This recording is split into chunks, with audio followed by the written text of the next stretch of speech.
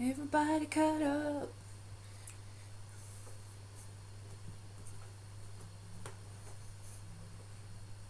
Everybody cut up. Few times I've been around that track, but it's not gonna happen like that, cause I ain't no holla back girl. I ain't no holla back girl. Hello! Welcome! I am shouting. Right, switch that off. I'm about to do my last session here, and this is going to be the biggest one I've done. I want to make sure you can hear me, so hang on a wee second to get my big old mic hooked up.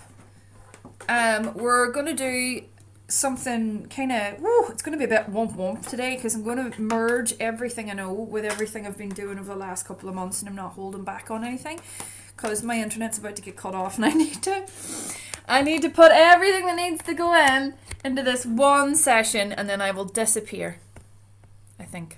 Right, so, or die, who knows? Who even knows at this point?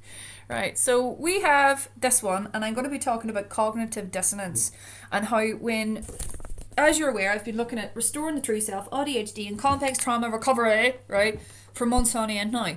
And one of the key problems with this is that it creates what are presumed personality disorders, but it doesn't. That's not what's happening. It's structural dissociation from trauma-induced repetitive injury to the physiology and the neurology. When a child in their early years, between 0 to 9, is put through trauma of a certain kind, it creates a split in the consciousness and creates multiple splits then as they compartmentalize those emotions and those experiences, some to the really extreme degree, depending on how pernicious it was, right?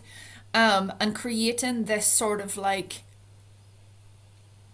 big fracture in the consciousness, and that fracture then creates these little personality structures where at each point that the trauma happens, a little person is evolved and then stopped.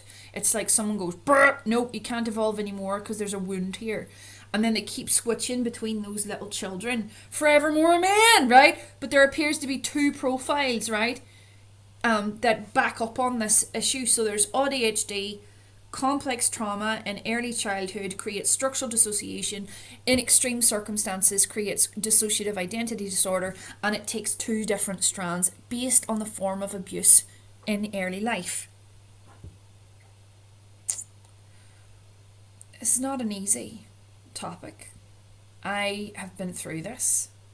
I had what could be deemed, right, I have AuDHD, I'm AuDHD, right? But also dissociative identity disorder, borderline personality disorder with like wee smidgens of narcissism up until I think I was about 21 or 22 and I got battered out of me. Life broke it out of me, right? And it was like, we have all of these things inside of us, every single one of us. When I speak about these two polarities, I want you to understand that it's more extreme on one end and more extreme on the other, depending on how much one thinks and how much one feels and what they're capable of doing. It's not a moral issue, right? Based on this internal traumatic fracture in the consciousness, and its neural pathways being blocked, as well as the nervous system kept in a dysregulated state due to the emotion in the body not being processed. I am offering at the end of this video access to a portal, a dimension of transformation for everyone who's been watching these videos, into a breathwork series that began my restructuring, and it's video documented, so you can see there's quite high information and all that, right? I talk about the spirit and the soul here because it's very hard not to. We talk about the body and the mind, body-mind connection theory here, but what that actually does is gives access to the soul, or the greater self, right? And once that happens, structural dissociation is healed, and it is possible for everyone. At the minute, there are some viewpoints that it isn't, that to be a narcissist is bad, to be borderline is bad, and these people are all bad. They're not. They're children that were abused.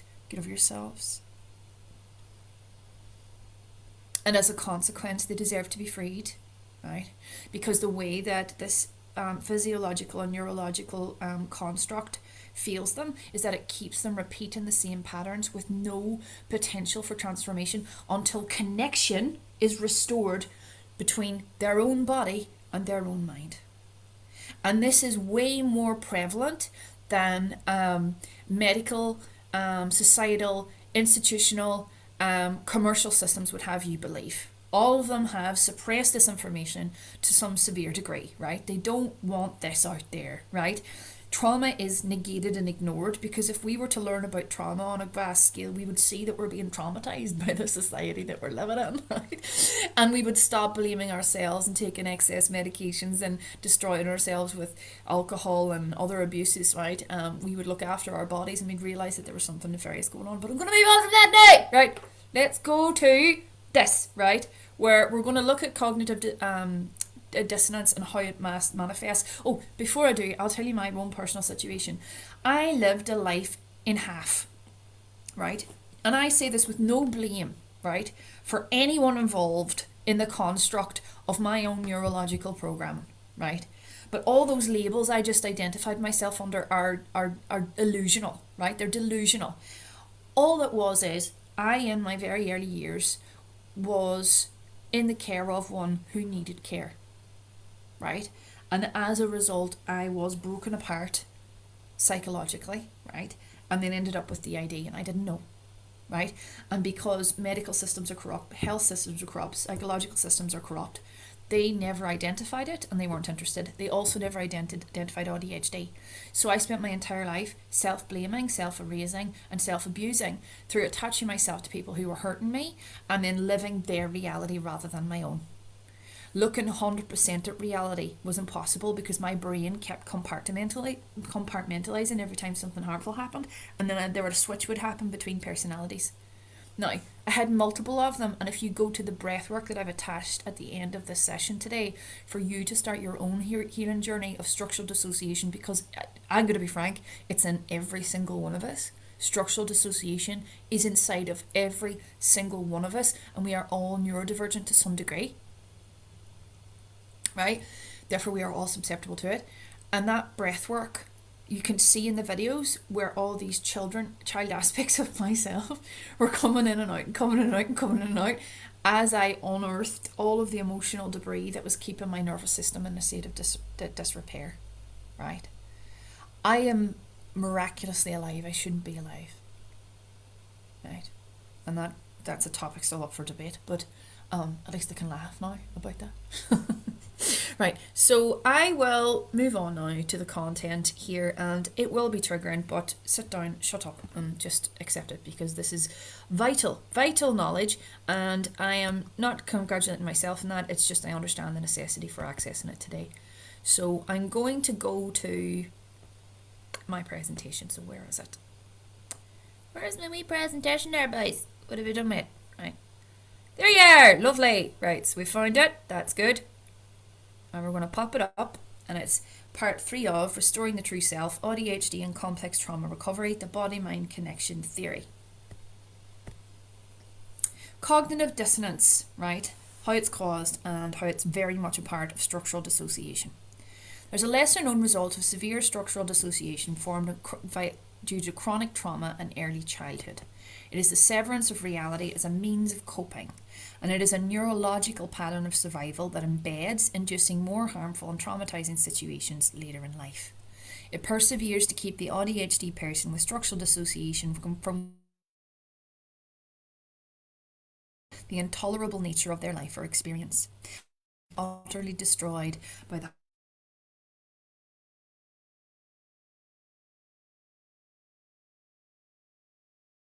from the same thing, a divide, and only the truth can heal it. How does cognitive dissonance form, and why? All children are vulnerable, and I speak specifically of AuDHD children here, or those who are neurodivergent. They are soft, open, and extremely responsive to love and affection. And I want to just caveat what I say in this session. I have spent hours and days researching these topics from a science-backed understanding, and I have integrated all of that to present this information to you today. Anything that I say, you can go research it for yourself, okay?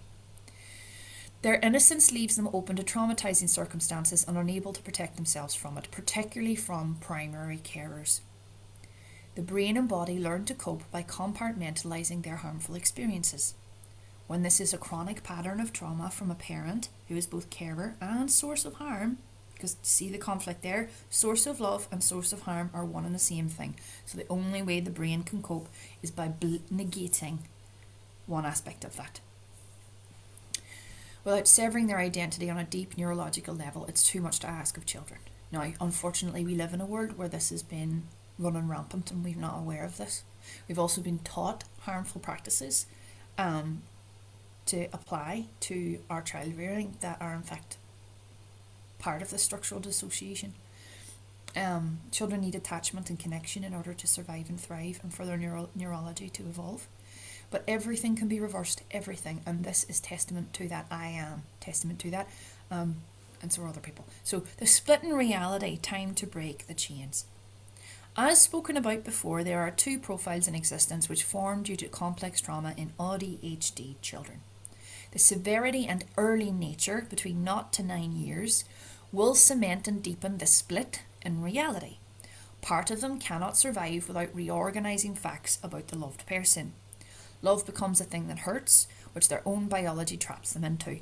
They can't escape it, and they repeat this pattern of loving, accepting, and permitting the reality of abusive people for the rest of their lives. Both of them are trapped. I want to say that before I evolve now, or start to look at this in more detail. So one side of the child is in service to a reality. Now this is, one of the children is programmed one way, and another child is programmed another way, right? And I'm just here sort of presenting that to you now so you can get a look at what that looks like, what that's about, and what it means, right, for the children that I describe. And I'm just quickly flicking up my slides in front of me on my phone so I don't have to panic like I normally do. Look at me evolving. Now, programmed to control, deny, blame, shame. One side of the child, the one that's programmed to behave like this, right, as a pattern, an explicit pattern. One side of the child is in service to a reality forced on them by circumstance. Half of that reality makes them faulty, bad, flawed, wrong, or shameful. It is either their buried self or an external source. Some children are so loved and they control that love by making bad the world and forcing those who love them to serve their false reality of being good. They feel deep down they are very bad. This means the truth feels like harm. It isn't, right? People being honest with them is not abuse, right? But they are incapable of confronting it as it re-triggers the part of their psyche they had to bury, to deny horrors not repeatable here. It's usually called narcissism, right? Narcissism to me is one aspect of every human psyche, and it is a child aspect, and because of the very early trauma presented in people programmed like this, that child self, think about how a toddler behaves, right, is running the majority of their consciousness due to trauma. And their limited capacity for confrontation and change is due to limited capacity to shift between nervous system states and therefore integrate the emotional energy and memories that are locked inside of one of the alters they've lost. Right, and this is how it happens. We have many alters. We go through repeated trauma in our life, and then some of these alters break off. Right, we end up sort of limited in a number of them, and it's usually the most rigid ones, and it's a reflection of our nervous system and our neurological state. It's not a moral issue. Just want to say that clearly now. It's a child who, with the controls on its reality, desperately avoiding where they were and are violating others to avoid the violations they experienced in their own past. This pattern is prolific inside of reality. My internal world is an expression of the external. My external world is an expression of the internal. The subconscious, deep unconscious are constantly communicating with what we manifest externally, and I just want to say that because that's fact, right? So, sexual abuse or violations of safety, autonomy and personal agency from a parent will induce this if it repeats in very early childhood as one such example. And they will not take accountability as a result. Right? So there's a deep, deep harm embedded in the psyche. Therefore they look to the world with fear and distrust. And power, control become extremely important to them. Truth feels like a laceration, and responsibility or accountability feel impossible because what happened to them wasn't their fault. And there is in the deep unconscious a child still screaming, "This is not my fault. but because of what happened to them, right, and how it was conducted, they became completely powerless. Some of the darker aspects of society, the more upsetting, psychologically traumatic, are those that are the hardest to discuss and the hardest to confront. So the brain does what it needs to do and buries them.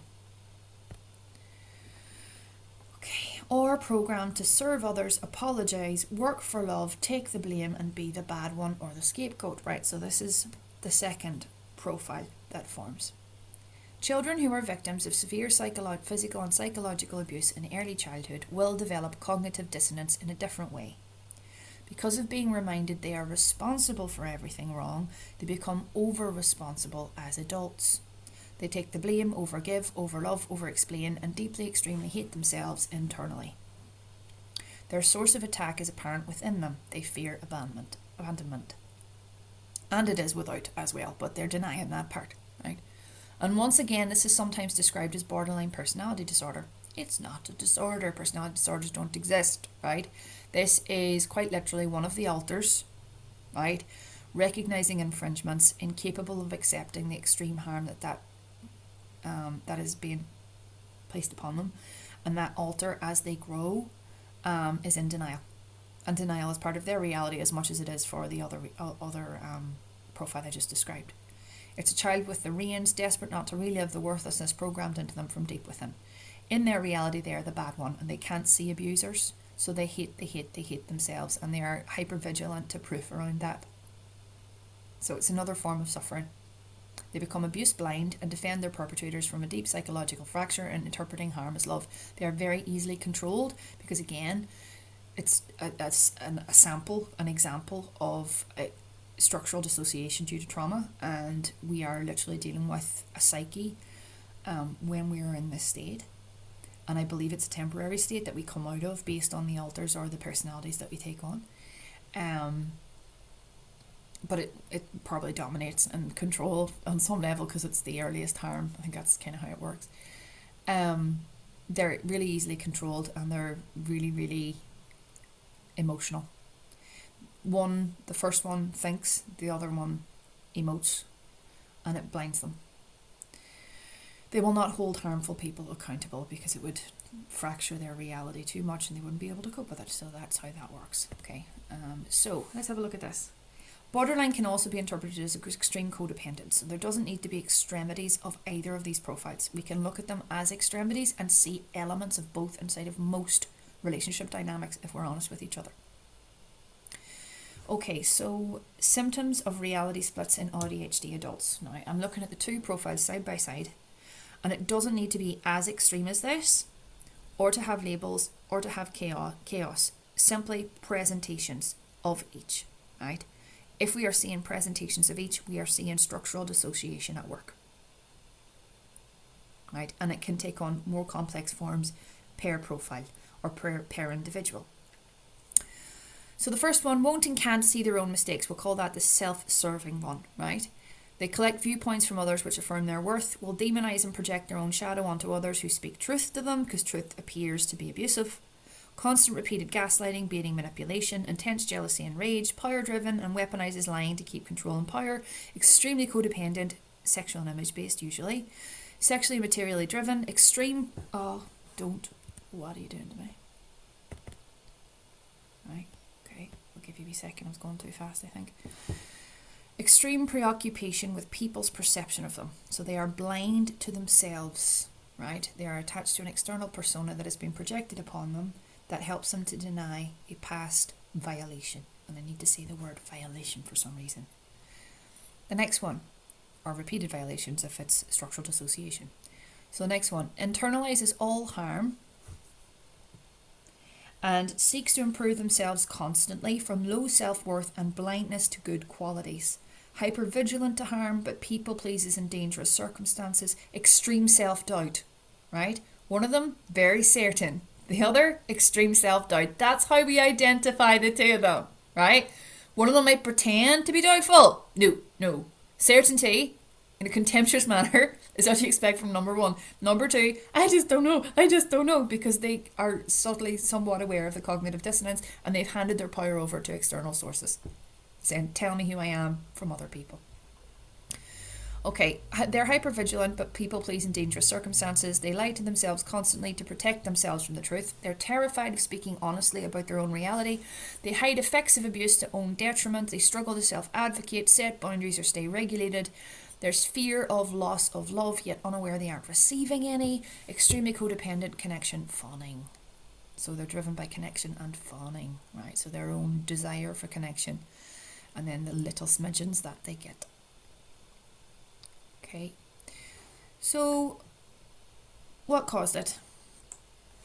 From my research and other things, this is what I've seen presented for both. The golden child, number one, the self-serving adult, and then the self-erasing adult, the scapegoat is next, right? So the golden child, I must remain in power and special in order to stay loved. The adult parent violated the child and horrified their nervous system, which causes the brain to shut off parts of the self. And this has happened repeatedly. So the memories, when you get buried, it might have happened very, very young, between the ages of 0 and 9. The child running them is very young. Low to no empathy because of structural dissociation causes switches when emotion is overwhelming, usually engulfed or violated by a parent sexually or emotionally. And a lot of projecting onto them an identity that is not their own and has been defined by a parent. So they're a parental puppet. Right, and this pattern continues throughout their adult life where their own strings are being pulled by somebody else who is being dishonest with them, dishonest about them, and irresponsible in the using of them. And it's a dynamic that goes unnoticed, I think, when it comes to a lot of narcissistic or self-serving dynamics. The scapegoat child, right? Physically and psychologically harmed repeatedly in very early childhood. So let's look at the input there. The input is external and it's all negative, right? With the golden child, the input is all positive, bar one aspect coming from the one that has most control over them. Can you see how confusing that is? Right? Because they're experiencing internally something is very, very wrong, and yet they're getting rewarded for it. Really messed up, right? But it's horrible to do that to a child. Whereas this one, negative, negative, negative, negative, negative, negative, negative, and they have no choice but to shut down parts of themselves, start to compartmentalize parts of that pain. The trauma is repeated.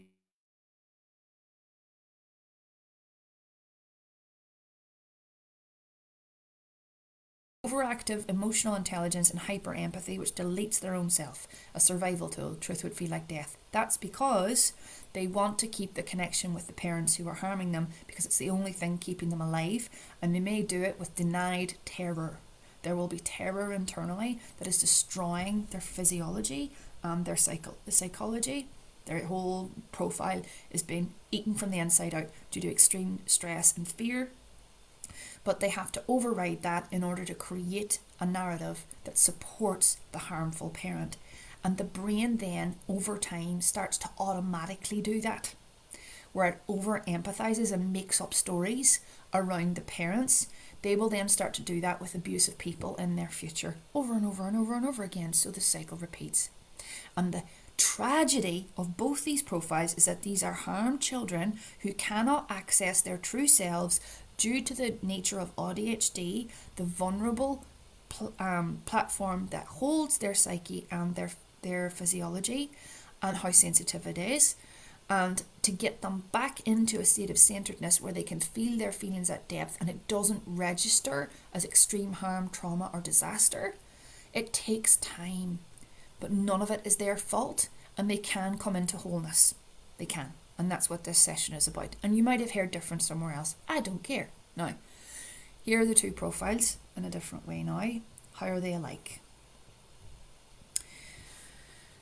First one, I must love me best. This is the survival message.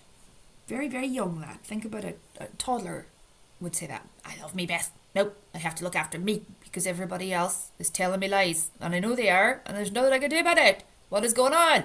Right?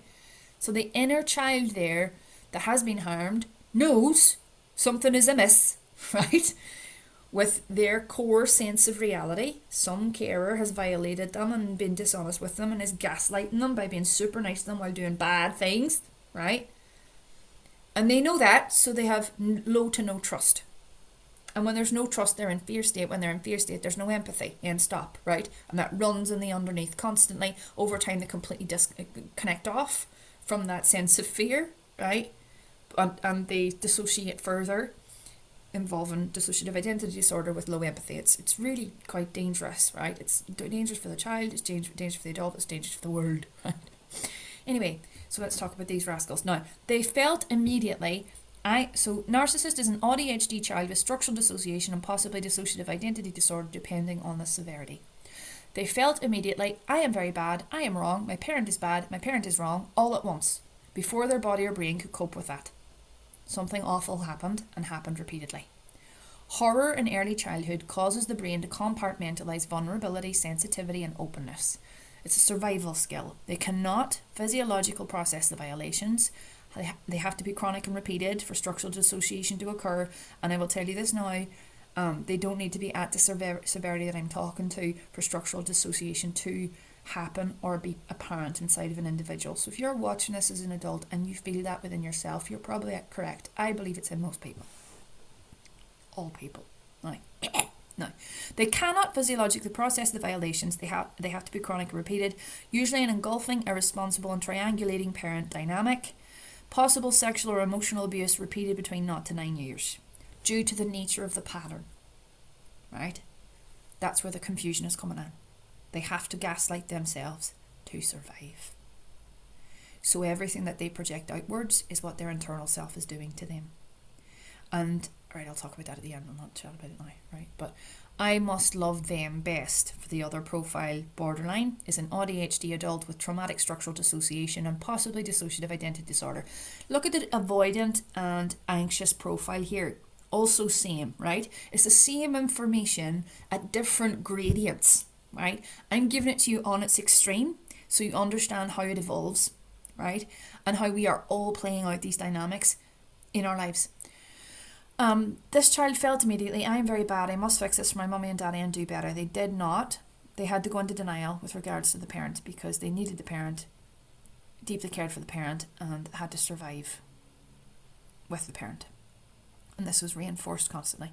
They were programmed to perform for and earn love by denying and suppressing their authentic and natural self, at its extreme, their own needs, spirit, ideas, and entire reality. The parents possibly extremely unstable and dishonest, outwardly great and secretly extremely abusive, and making a child responsible for things a child should never be responsible for. So there's whole swathes of development there where a child learns to evolve into an individual, and they jump from being a harmed child to an adult really fast. And they're incapable because they don't have the skills. So it's really messed up, right? So, okay. So let's have a look at how this shows up in adult relationship. The disordered self-serving adult with the DID will seek to satisfy a void left by destructured reality, the destructured reality they live, and experience extreme cognitive dissonance in their own life. That usually comes as addictions, sexual excess, right? And I talked about DSED in the last video, right? Which is a manifestation of that. They cannot see nor confront their own self and the harm they cause with their extremely negative perspective, entitlement, and intense jealousy, which they deny. They avoid the truth as it registers as harmful or abusive to them. I must be special. I must be the centre of the universe. If I'm not, I have to confront my feelings. I can't be alone because it might touch on something very dark that I don't want to feel. Right, so that sort of stuff.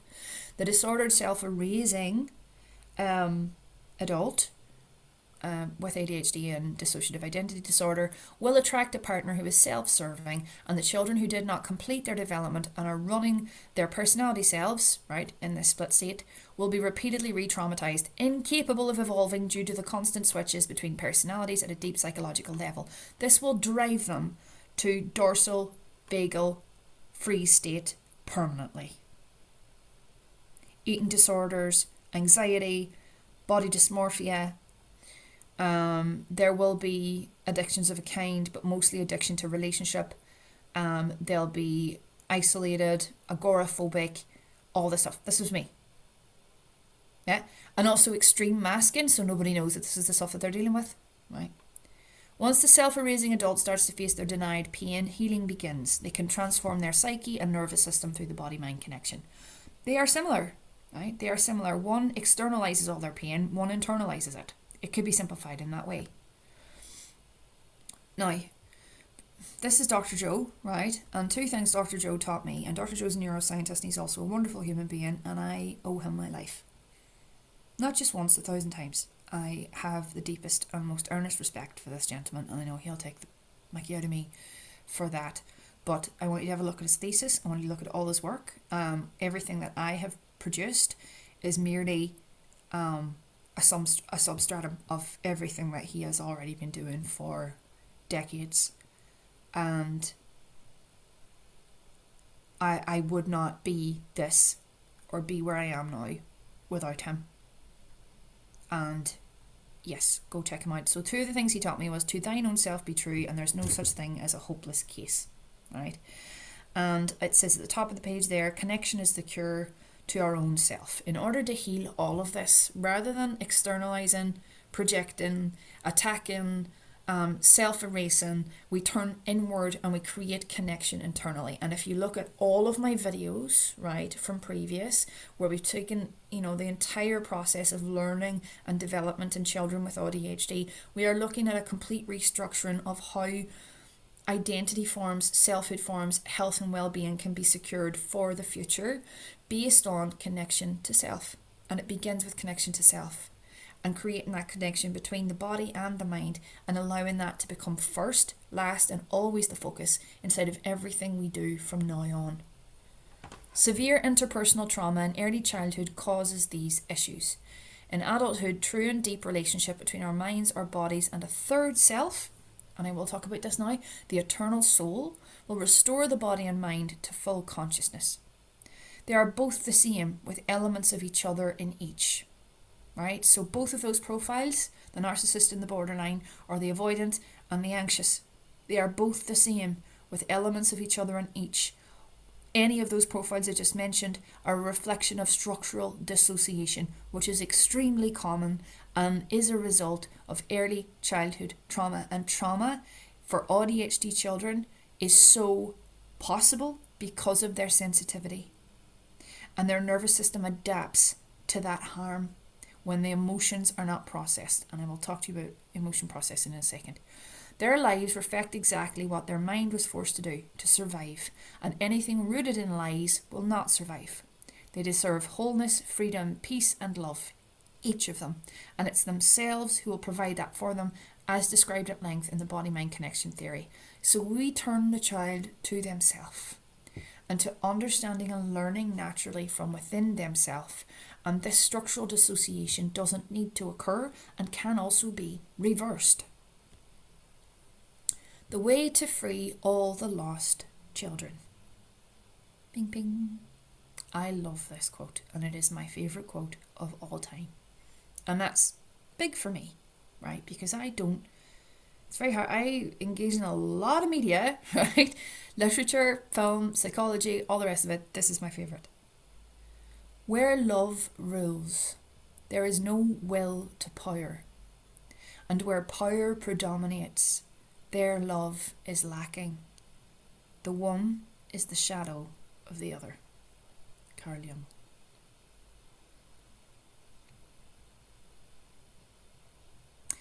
And love is the truth. We either need to confront it about ourselves or within ourselves, depending on the minute, depending on the day. I have a website at the bottom here, www.returntoyourtruenature.com. There is a breathwork series on there with all the little videos where you see me in real time deconstruction, the fragmented state that I was in only a year and a half ago. Maybe longer now. And it's available to everyone, and you can start today, so it's not hard. Stop share. It is very important to love ourselves back to health. and to take full accountability and responsibility for ourselves. No one else can do that for us.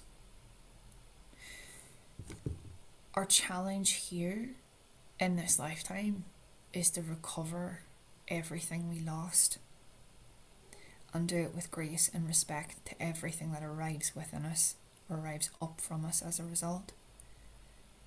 It requires a level of honesty that is so profound. Not everyone is capable of it, and not everyone chooses it. But for me, that's the difference between free will and divine will. When we choose honesty above everything, everything aligns to health and balance. And we do not know how powerful we are until we make that choice for ourselves. Signing out for the last time. See you later, folks.